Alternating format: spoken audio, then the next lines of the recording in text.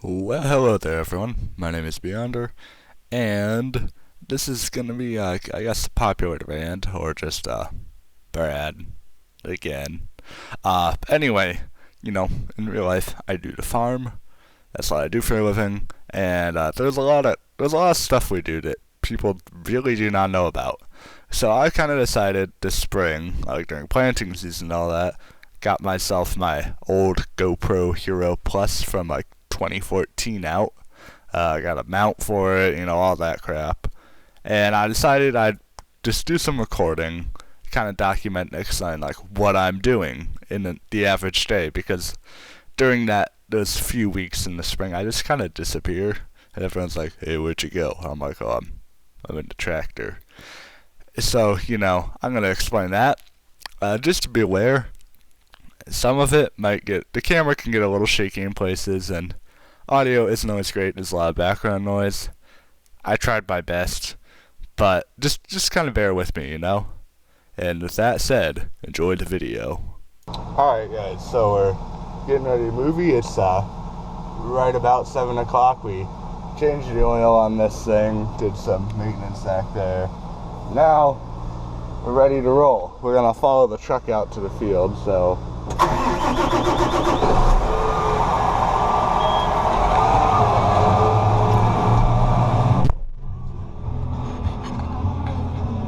alright, now I guess we're waiting for him. Just had to grab a Gatorade quick, so we're gonna drop it in the fridge here. And now, let's actually get rolling. Come on. There we go.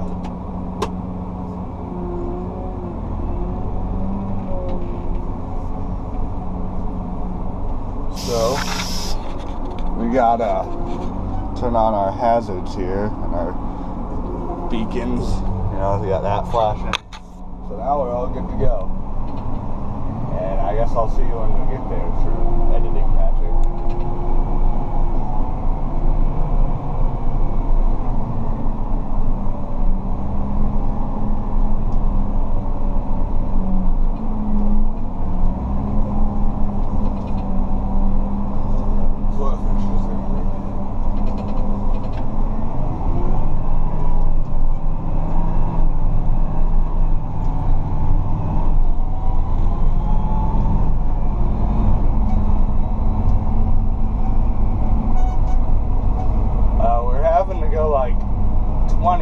Down this road because they've been hauling a bunch of gravel trucks down here to maintain roads, and the roads from winter, they're still kind of soft, so now there's a bunch of big bumps like that in the road, so it can only go like 20, 21 through here.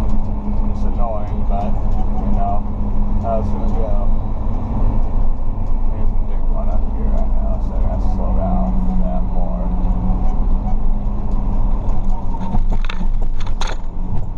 Oh, you guys almost went for a ride there.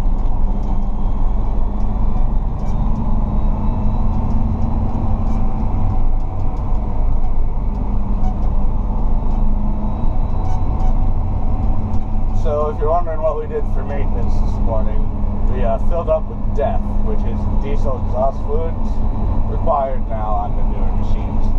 But basically what it does is makes a lot less emissions from the diesel on this thing. I think it's like a 90% reduction or something like that. So that's cool, I guess. Filled that up, and on the back, I'll show you that up close later. But there's these big tip things back there on the shanks, and we changed a few of those. They wear down crazy, it's insane. I have a new one in the cab actually. I'll show you what it looks like a little later, but for now we gotta drive there.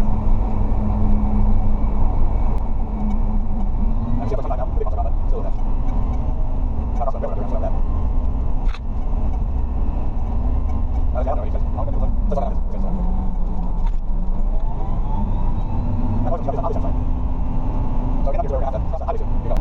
hey, there's a guy out there. You can see him. He's working. on top of things. We gotta get moving. Actually, it's like 7 o'clock, so we're pretty early too.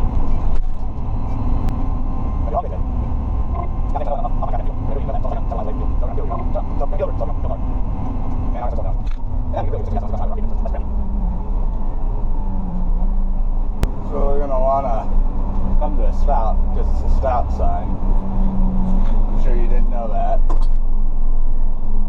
Make sure no one's coming, and we're good. Let's get moving. That was a big bounce.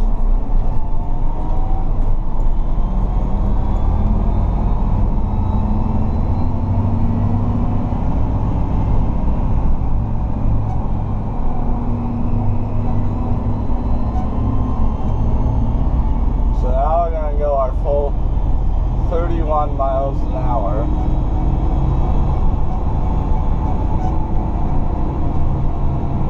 This tractor is faster than the other one. The other one has like 26. I like the 31. It's pretty nice. Just makes some of the boring part a little quicker. You know, try to say a little more quicker. I mean,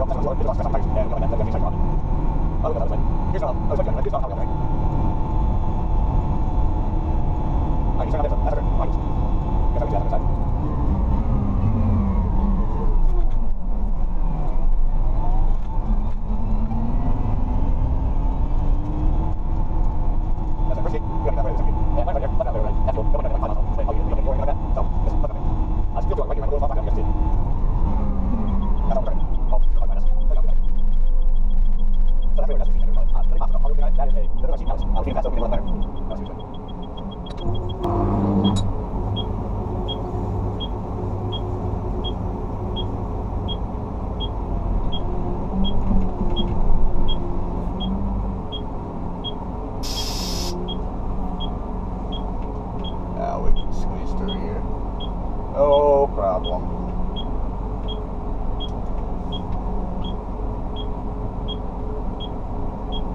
Gotta look back and make sure the soil finisher makes it though.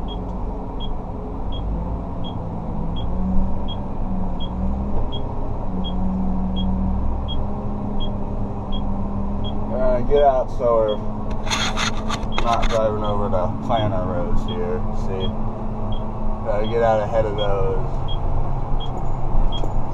And we're gonna just drive. Oh wait, actually, don't want to run that over. He needs to plant there yet. We'll just, I'm done here.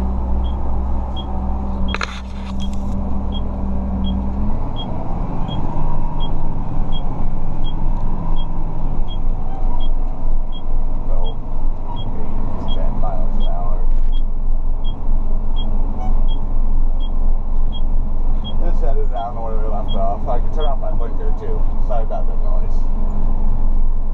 After you drive this thing for a while, it just becomes white noise. I also turn off my flashers.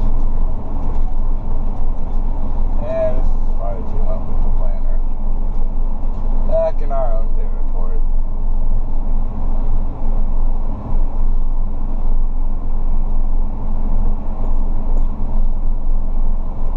So my goal today is going to be at some point I'd like to get the camera on the planter. Not sure how that's going to work because we're on the grind, but oh well, we'll see.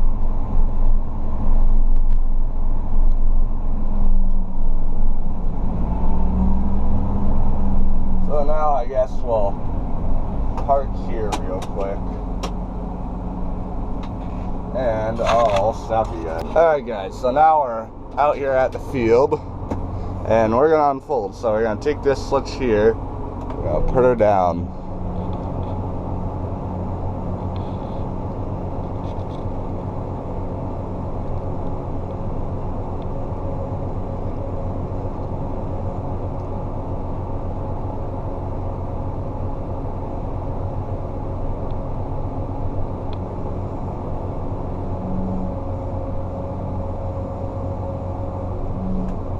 Alright, there we go. Got her all out. Now, we're going to just cover that up. So that way I don't accidentally flick it while we're driving. We got to make sure those come up. Which they do. But we want them down. We just need to put them up in case there's a rock. And then for the back, you got to check those baskets are down. They like to kind of work their way upwards over time. Not sure why. Anyway, we're gonna put her in gear now. As I could scroll our set speed here down to 7.6. And I gotta enable our auto track. That way we don't have to steer for the mile-long rows.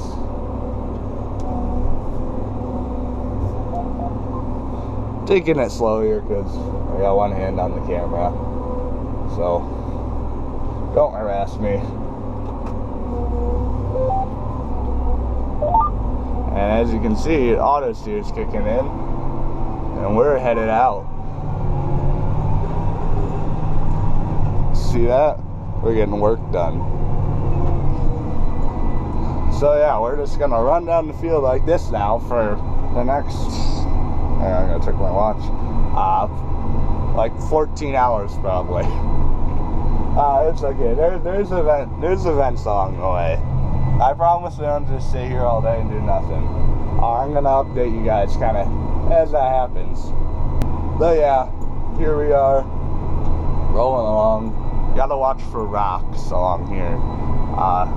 The guy who owns this, he didn't get a chance to run out and rock pick for most of the fields because it's a massive 400-acre field. So he didn't get a chance to rock pick a lot of this. So we gotta watch, make sure we don't break something. I literally watched the rock go by, but it was a little guy, so it's fine. You just gotta watch for the big ones. I'll find one eventually. I'll video it when I do find one. So here's the corn there. That's from. So it was much worse on that end. They're like everywhere, just because it was so damn windy, and we had the corn like flat down last year, so you couldn't get everything off the ground. So I'm sure volunteer corn could end up being a problem. Okay, volunteer corn, since you're probably wondering what the hell that is, volunteer corn is basically when corn is not where you want it, like not in the rows, sprouts up in the field, and it kind of just grows there. And the annoying part about it is a herbicide can't kill it, because herbicide it's rigged up so that it kills everything that isn't corn or few resistant. Corn and soybeans is what we run. Obviously, whatever crop you're spraying, you're saying everything but that. It does that by using some weird genetic shit, like competitive inhibitors on the weeds enzymes. You can Google that one. I'm not going to explain it, but basically, till that in, it's going to grow. Well, not all of them, but some of them will grow, and you can't kill them unless you dig them out, so they're a real pain in the ass. You don't really have to dig them all out, but usually in the anhydrous mark on so it takes quite a few out. For soybean fields, they do like to go through and like walk the field throughout the summer and pull a few out. It's not perfect, but makes a good dent. As you can see here, we got our acre counters. So that's our 193 acres. We did that yesterday. It's gonna go for the whole field.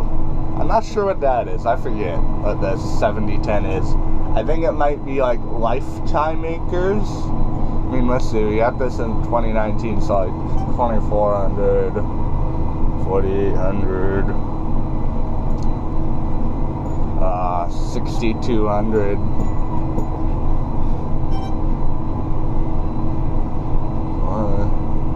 Yeah, that doesn't sound quite right either.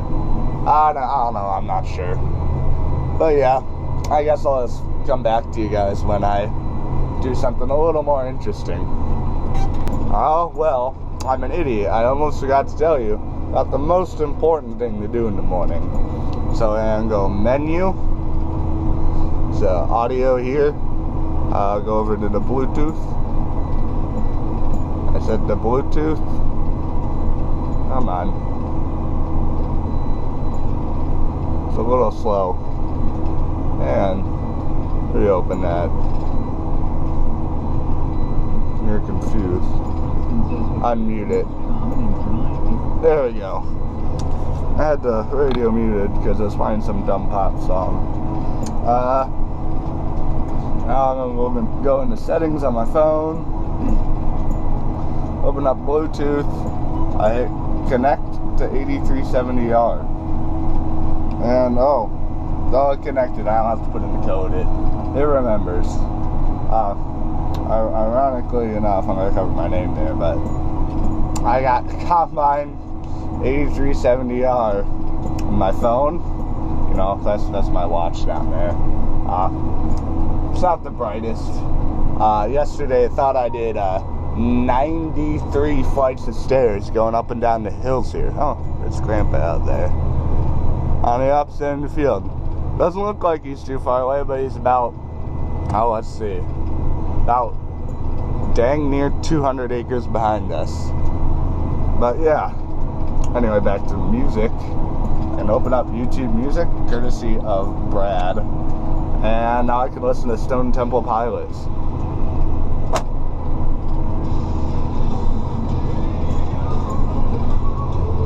Now we're ready to roll. I think my playlist is like 8 hours, so they're gonna be out here for like 14, so yeah, that'll be interesting. You know, nothing's wrong with listening to Plush twice, though. Well, guys, we got a rock. This is the one that caught my attention. Ran it over. So, sorry, a little bit of a struggle doing this shit with one hand. It's a big boy. See if we can move. There we go. It's a big boy. And this is a little guy. Might as well grab. The hell? Seems he goes a bit deeper than originally thought. Hang on. Set you guys down there. There he goes. Stubborn one. Stuck in there good. Let's throw it over there. There we go.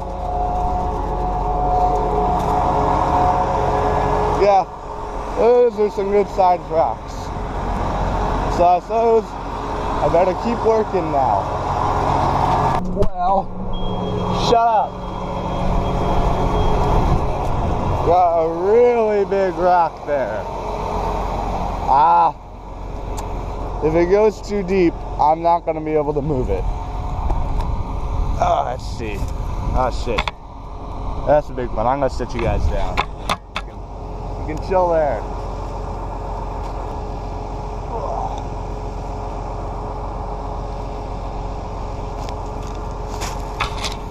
Well, luckily for us, it's a flat boy underneath. Still a big ass rock, but less big ass than I thought.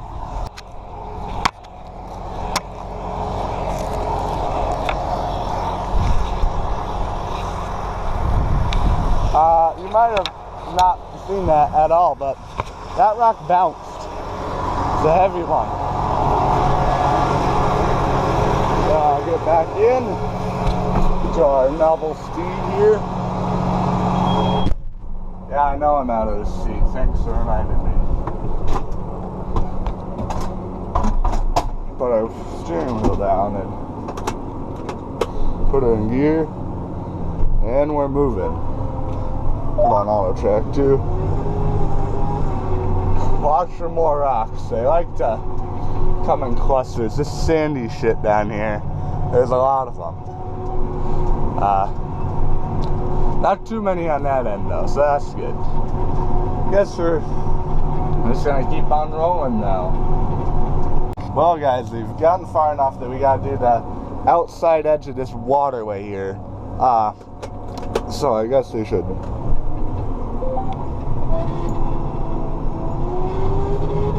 So I guess we should get going. Basically what we do, I steer with one hand and I look back and hold you guys with the other, but I look back and just kind of watch, make sure we're getting right up to the edge there as best we can.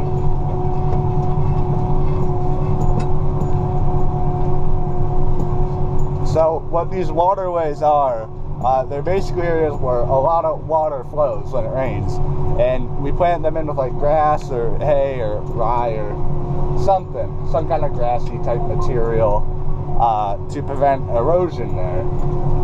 It also captures any fertilizer that runs off. I need to get out of there. It also captures pretty much any fertilizer that comes off the field, because it'll all run in here and the grass will go and eat it, metaphorically, not literally. Grass doesn't eat in the same sense that we do, but so we're gonna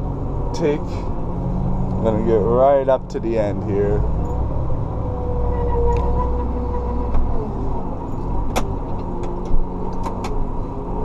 Take that out of the ground. We're gonna back up a bit.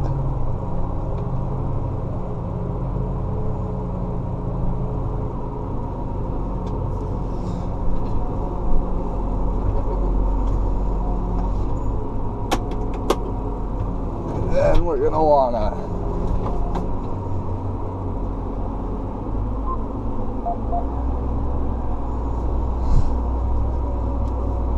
steer up here. There's a big wind turbine. Look at that while I fumble around with the reverse.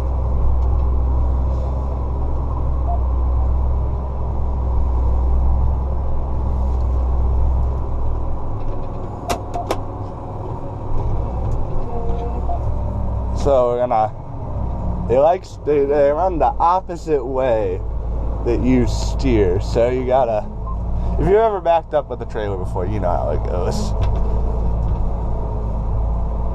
It's a fine art. How's that look? Can go a little further.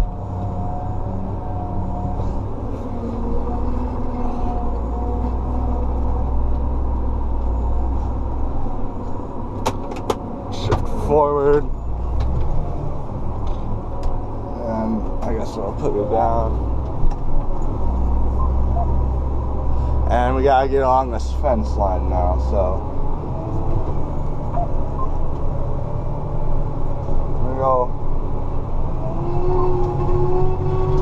a little slower than normal, so we don't hit the fence. That was a rock.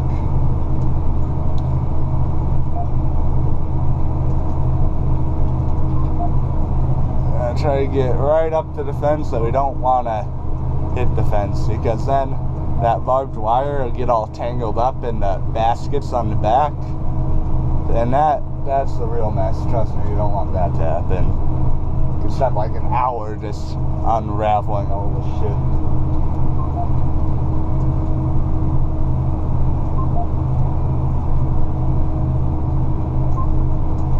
So head down. A washout there. See, we're bulldozing a bit of sod there, so I want to get over a little bit more. It's a little too far. Now this is back and forth with this thing.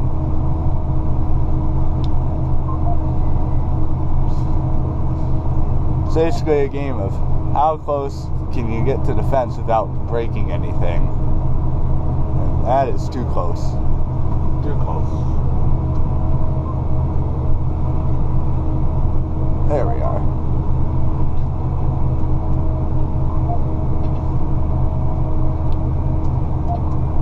Almost to the end.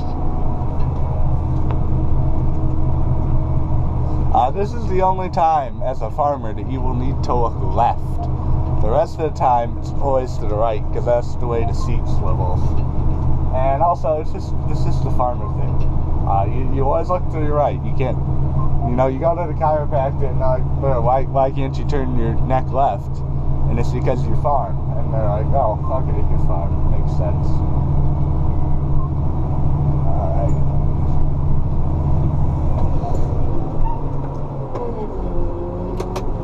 take that out of the ground, and you get the drill. We got more fence line to do. So I'll see you guys later.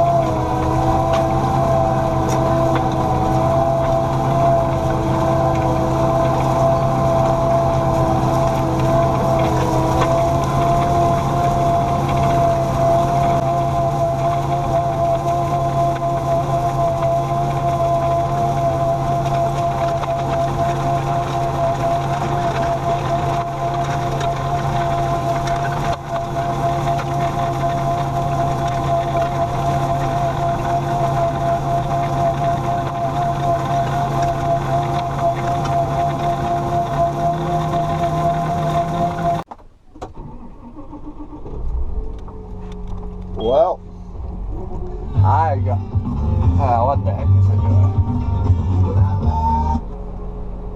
Lost connection to the Bluetooth because shut her down.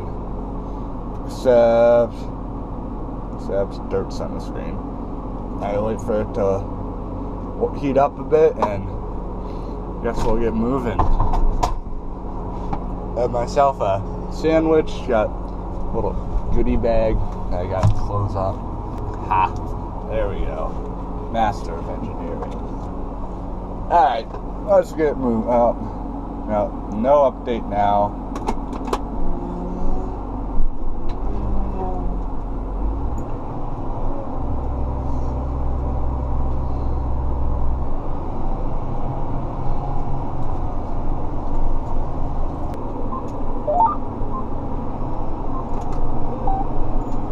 There we are.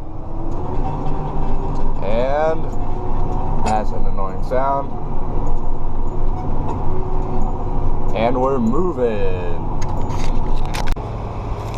Well, been going at it a while now. I should probably, give a little rundown of what's going on. Tour my battle station, if you will. It's a bit loud, so excuse that.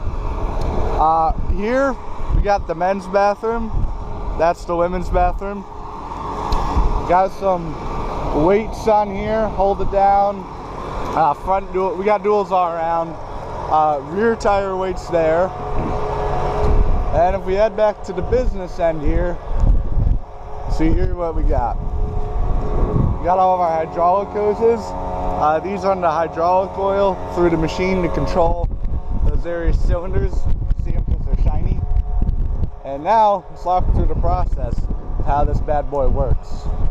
So, it's a Deere 2310, if anyone cares. We have these discs here, and these kind of chop and size the residue. As you can see, kind of right in front of that corn stalk there, chopping them up. Because before, we got this shitty seed bed here, all rough. We got these long, stringy corn stalks, and this thing will chop them up.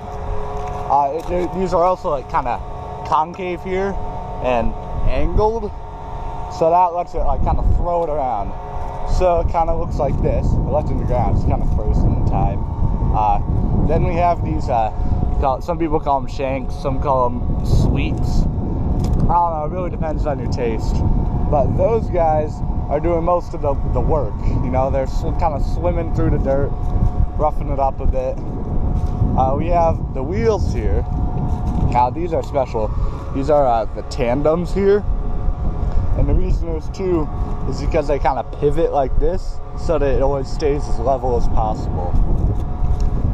We have more shanks back here. Then we have like a little harrow bar. This thing, you kind of see, you got these big kind of blue. And what this does is it kind of smooths them out. and we go to the baskets back here, which will roll and just pound the shit out of the clumps, bust up some root balls, and just roll it out and leave a pretty nice seed bed like this. You know, I'd much rather grow here than in that shit. Another thing we got, see how that's kind of in the middle there? That moves back and forth to keep it all level, kind of like the tandems. And yeah, suppose should get in the cab.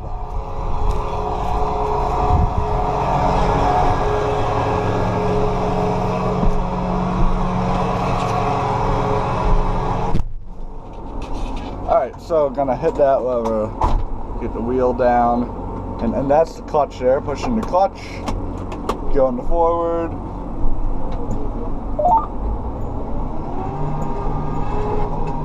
We're going, that's a weird thing. These are the couple brakes, that's for the left, that's for the right. Sorry, see it, right, left. You flip that lever together when you load, because otherwise, you know, you jam them in and you all of a sudden just do a donut and spin off the road. I got the steering column here. That's the ether button for if you're having a lot of trouble starting or cold start or something. You hit that, you get a boost. We don't like it, it's kind of rough on the engine, but if you need to do it, you need to do it. You got like horn, the blinkers. This is lights. That's the wipers there. And so over here, ignore the mess of shit. Actually, that's all your guys' fault. That's the GoPro stuff. And then this is just food. So here, this with my food on it that I'm eating currently folds up into a little seat. We got some storage back here. Can keep crap in there. Dropped my cookies. Hang on, I'm gonna just turn around quick. So to turn around, we throttle her down about 6 miles an hour, wait for it to cross. Then we tap the inside brake. Well, whichever direction we're turning, we kind of tap. Just helps us get around a little better. Crank her, put her down, auto steer. And as you can see, I'm not steering that. That's all the tractor. And we're rolling again. It's real freaking dusty back there. So, it goes straight past the cab here. So we're kind of stuck in a little bubble. So up here, we can, okay, these two actually control the mirrors. Hang on, if I, as you can see that, you can move it. So that's handy just to mess with. Obviously either side there. You got the radio here. You know, just some like ACs to, well, this is like an optional thing we don't have. Here's our first monitor up here. This is some guidance things. Oh, hang on, is that rock gonna make it? That rock is not gonna make it. Alright. Back at it. Stop making that noise. So, up here, that track 1, what we do, we set an A-B line. Point A and point B on either end. Well, it doesn't have to be on either end. And the GPS will form a straight line between those, and that's the track for the rest of the field. Kind of on the spacing that we set it to, you know? So we set it to 27 feet. This is 27 feet 9 inches, but you like to have a little bit of overlap, otherwise any imperfections, you're missing spots. So that tells us how much fuel we're burning. 14 gallons of diesel an hour. Fun time. Here we have, that's actually our direction. That's 90 degrees east. That's where we're at, a field, Rhett's field, like Ritz with an E. That's this big ass 400 acre field. Get off the window, dirt. As you can see, it's real damn dusty.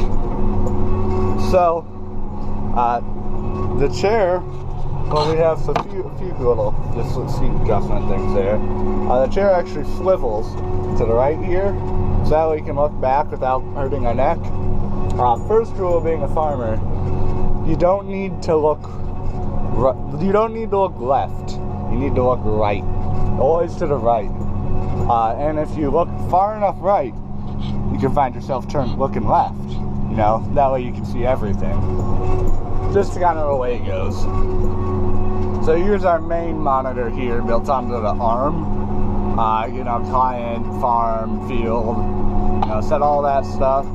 That inches thing, that is the auto track.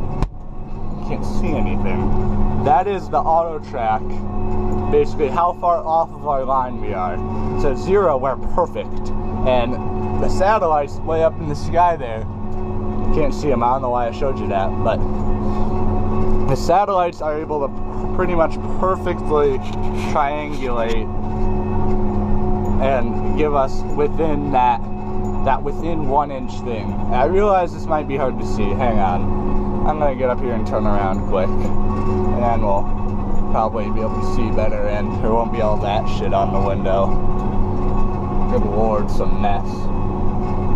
Not as bad as if it were muddy though. This so much is spring. Yeah, tractor ain't green anymore. Alright.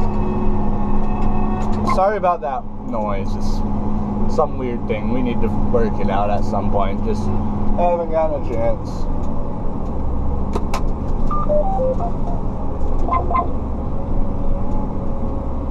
So, spin around here. Clip to that little tile riser thing. Drop her down. And we're back at it. So, on the monitor here, as you can see, 270 degrees west, we have that on both location. This is our SCV, or hydraulic, climbs out the back, measuring the flow. So like down versus up, it moves. I don't know if I'll demonstrate that, I might. That is how many feet we have until the other end. 2,000 feet. These are the short rows. Those are like a mile long up there. It was insane.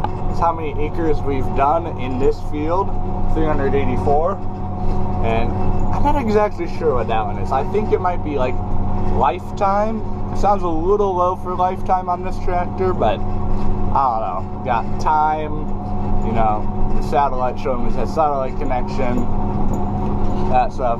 And here, the shaded blue is where we've done, and the gray is where we have not done. So you can kind of track your progress there. Down here, we have these buttons here. Those are just alternatives to the touch screen. You know, you can go back and forth. You got counters, gallons an hour, gallons an acre, a bunch of the temperature, hours. Yeah, you know, it's important to be knowing. So these are alternatives to the touchscreen, basically. These switches here, gotta look for rocks. There's a big one I know along here. So these switches here are for the hydraulics. So we flick it up, and the thing will lift up, drop it down, goes back down. Here's our shift here, and we can actually scroll this forward to set our speed. And by set our speed, kind of sounds weird, but see that orange 7.6? That's our target speed. And when we set our target speed to that, the tractor is going to decide which gear to shift to most efficiently do it. So, kind of like a bike. Like you go up the hill, you're shifting down. You go down a hill, you shift up. You know, just that type of thing. And it basically tries to balance it to make it the most efficient way to maintain that speed. I don't know where that rock is, and it has me very concerned. There she is. I'm being serious. There is not a single rock for 2 hours. And then I started recording, we got 2, and they're big ones too. That's a good. I'm gonna need to put you guys down. Have fun. Alright, see ya. Yeah, sorry, he was asking if I had enough fuel to finish this field. Should be good. In the spring like this, the day basically ends when you're out of fuel or you finish the field, whichever comes first. So, back to what I was trying to say. These switches, we can cover them up, you know, so you don't accidentally flip them, because that's the one that folds it up. We won't want to fold it up halfway down the field. So cover it up. This is the front disc blades there, and this is the baskets in the back, so you can flick that, make sure they're down. They like to bounce up. Here we have the shift, and this is interesting. So we have that scroll wheel for the target speed, and tractor will decide the most efficient way to maintain it. But we can also like bump shift forward, which I'll demonstrate after I turn around. Good lord, can't catch a break today. So for example, in F13, it likes to make this weird sound. If I lift up the brakes, it stops for some reason. But if I bump shift up to F14, scroll back down to our 7.6, it stops. So you can bump up or down. You know, there's reverse. You can do the same with that, and you drop it in the park there. This is the button you hit to start your auto steer. That's your throttle. Controls your RPMs. I don't know why I needed to demonstrate that. Shit, got my. Alright. That's the PTO switch. This does not use a PTO. Basically the planner uses a PTO besides this tractor, but when they're the front wheel steer, it's kind of standard on all of them. You know, good to have too. So these are some light switches, and that turn on our flashers, and this turns on our blinkers. Here we can control the radio from down here. It's the mute button. You can skip, go back, volume up, volume down. It's our temperature. You can do that. You know, got a whole system in here. Over there we have our temperature, our fuel gauge, and our depth. And you know, depths, I talked about that earlier. Smacked the damn window. Down here we got a little refrigerator to keep food or something cold. Not currently operational. We got cup holders, USB, which I'm using to charge my GoPro, but it's in my hand.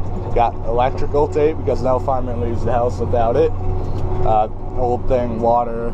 We got a bunch of plugs down here, and you can get like brackets that go clear across here for more monitors. The planner has that.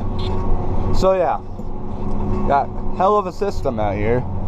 But you guys didn't come to listen to me rant, so you came to watch the satisfying time lapse. So I'll deliver.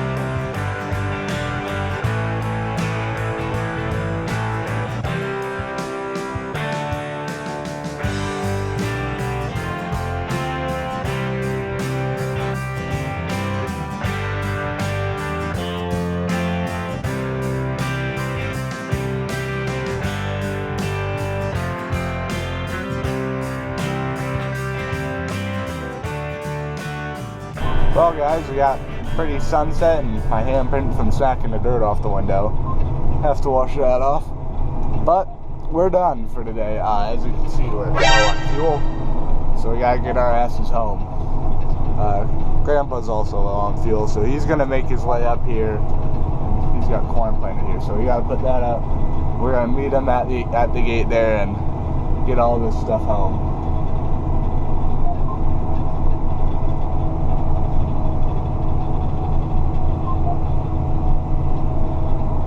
We're just running it behind us, even though we've already been over this, so we don't leave any tracks for him to, that way we have perfect seed bed everywhere. Well, close to perfect as you can really get. And up on the other side here, he's got corn planted, so we gotta put it up. There we are.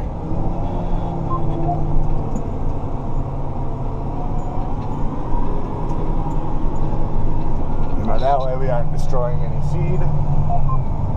So put that up. Now we're gonna drive up to the gate, way up there. There's a few other gates around here, but they're awful narrow, and that's where we're gonna meet. There he is in the planter. I guess I can stick you guys on there with the magnet.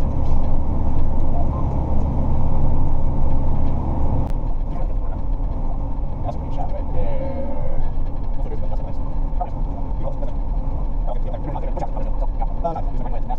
And that, it looks like Grandpa had a bit of a close call with the planter there.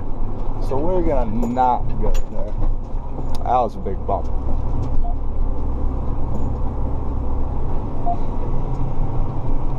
He's yelling back. Looks like, I'm betting he has some seed in the tank he wants to run out yet. So I'll get up here and I guess I'll video when we get prepared to head home.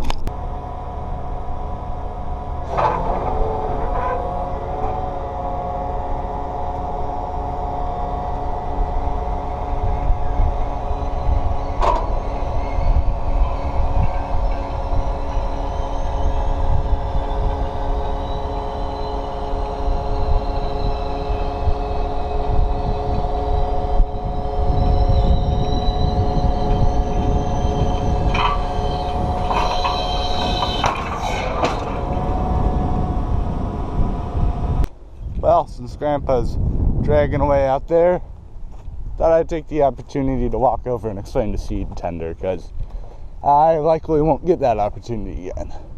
So we have the truck here, and we hook it up to this flatbed here with this whole rig. This is a Speed King seed tender. So we have the scale on here, and our 2 seed pallets. And we open those up and run them through that belt into the planter tank. So I'll try to show that process tomorrow. But if you see, there's a, hang on, step up here. There's those numbers up there, and that corresponds to a corn hybrid. Most corn is GMO'd. So what we do is we select hybrids best suited for our environment or base soil type. We take yield data from previous years and what they got with certain hybrids and what we know about the soil type, like soil test results, all that stuff, and we generate a prescription, and we use that to apply certain seed to certain areas to try to maximize our yield. So let's say a field has a lighter, sandier soil, that is going to get a corn hybrid that does better on that soil type, and one that might struggle in that likes heavier soil, we're going to put in a heavier soil. Here we got big fertilizer tank, and we got a little leak there, but we run it into this pump and pump it into the fert tank on the planter. This is just a little starter thing we use to get the seeds going, kind of like a monster, just like a boom, get them moving. There's some empty insecticide thing. We use that to keep pests away, mostly corn rootworm. It's been a real problem. It's basically this worm that eats the roots of corn. Kind of self-explanatory. And here we got the gator on the back. The reason we have it on the back is because when we're not in the same field, he doesn't have anyone to go back and forth. So he'll drive the truck out here and drive the gator off the back and back home with those little ramp things under it, and then I'll take the planter out to the field. That way he can transport himself. Just helps the whole thing. But yeah, quite the rig to see going down the road.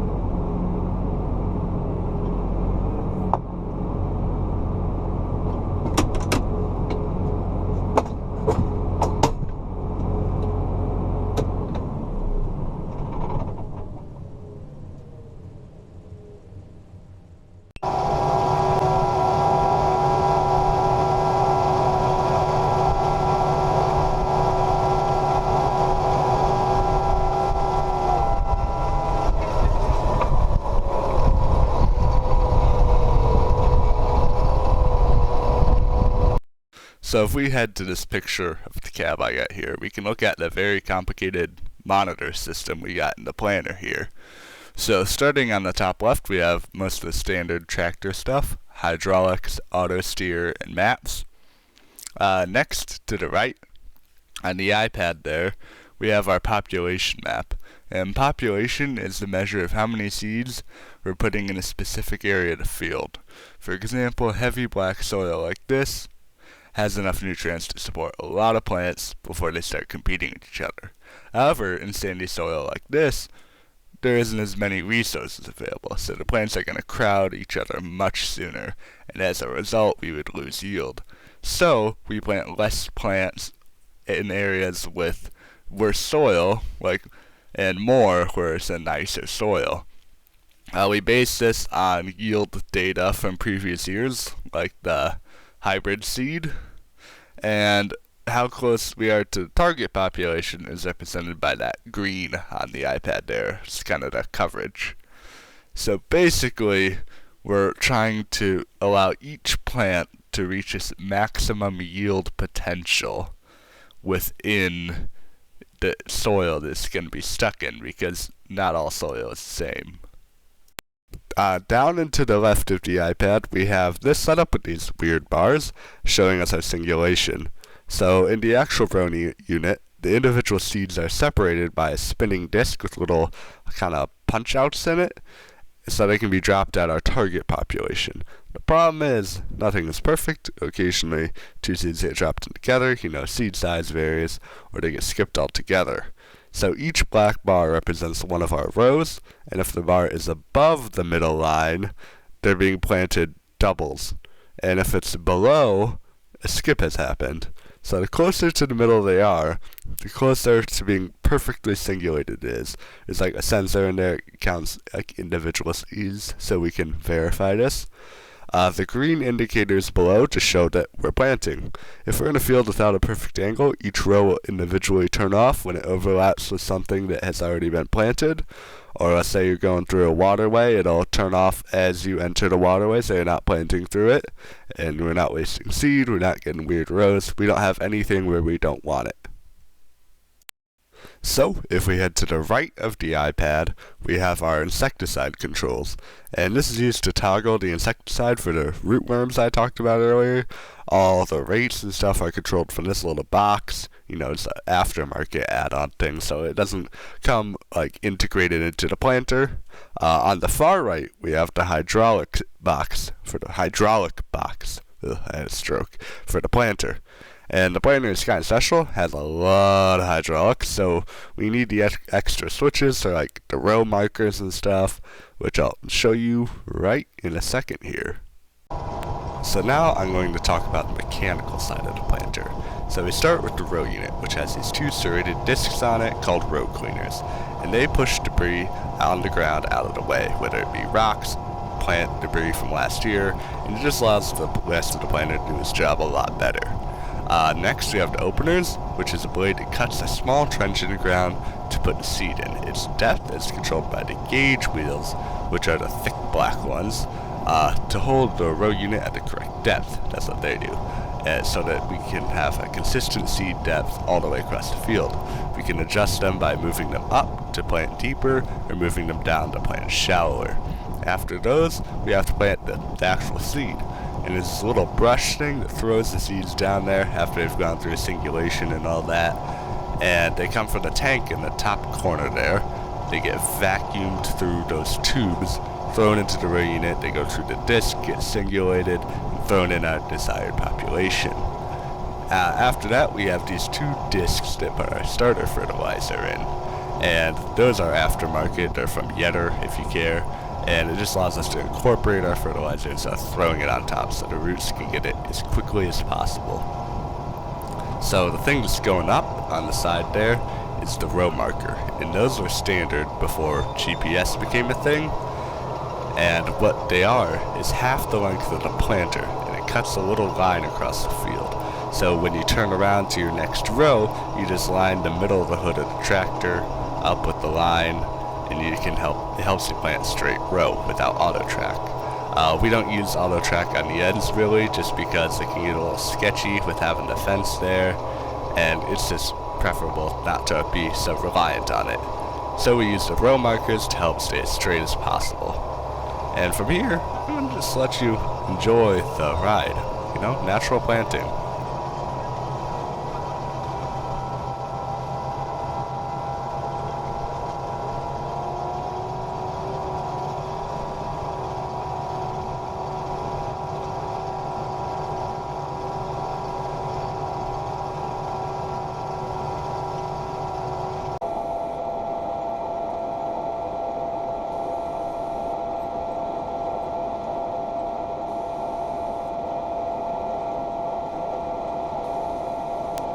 So on the back here, we can see a little more that's going on. You can see what covers up the hole, and that's the closing wheels. They spin around just filling that trench that we cut earlier, and they have those little spikes on them. It's another aftermarket thing that we modded on. But those little spikes help squeeze out all the air pockets, so we don't have, we can get uniform emergence. Behind them, there's a little chain dragon that just helps, level off the mound the closing wheel leaves behind a bit. And you might notice that the row units are kind of bouncing around, and that's because they can move up and down. They have this big air thing, and we can control downforce with that. It's how hard it's pushing down on each row unit. So we kind of want them to move with the terrain somewhat, obviously, so we can always get a good depth. but we also want them to, hold down and not just bounce up at every little thing. So, we can adjust that. And the big white tanks down here are our insecticide system. As you can see in the dark spot on the closest one, it's about half empty, and these, we just put a little sliver of it, as we go down the row. They last quite a while. In the top right, we have, the big triangle right behind that, we have the actual vacuum, power, the pressure, one of the pressurized things to the vacuum.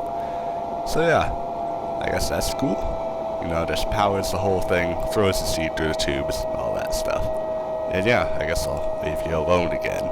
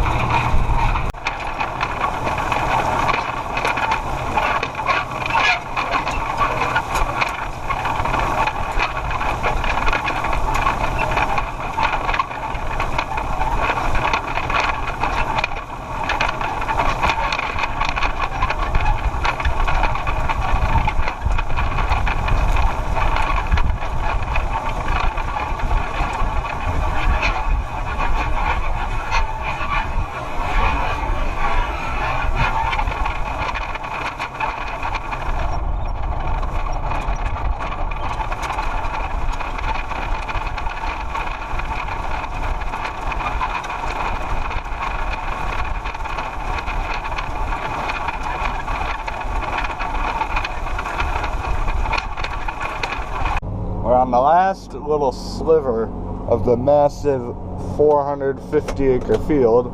So you just gotta back into this corner here, go down, and well, we gotta drive back up because, you know, just a little fun fact about farming, very rarely do you end up on the side of the field with the road when you're done. This is how it always seems to go.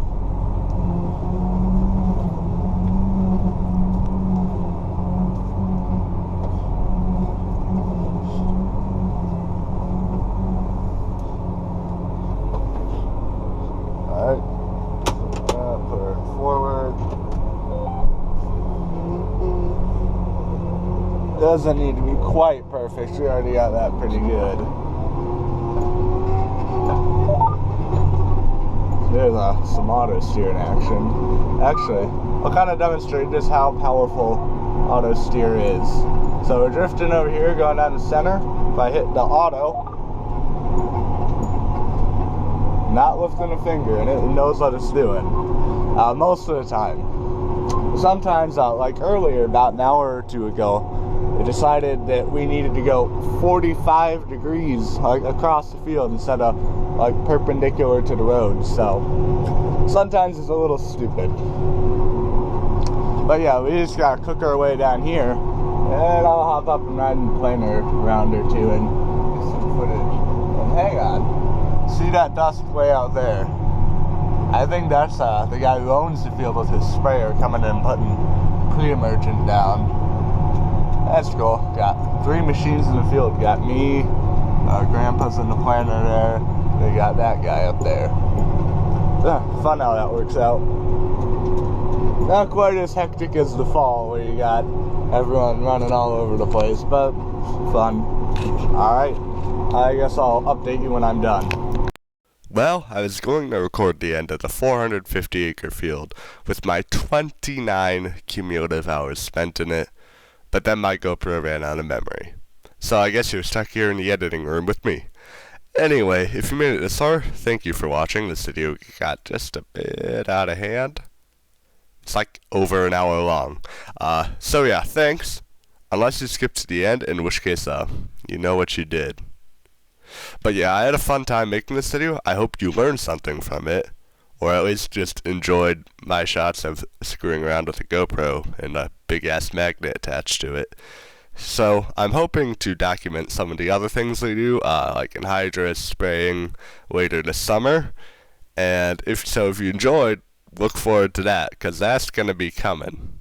And with that, goodbye. Have a good day, night thing.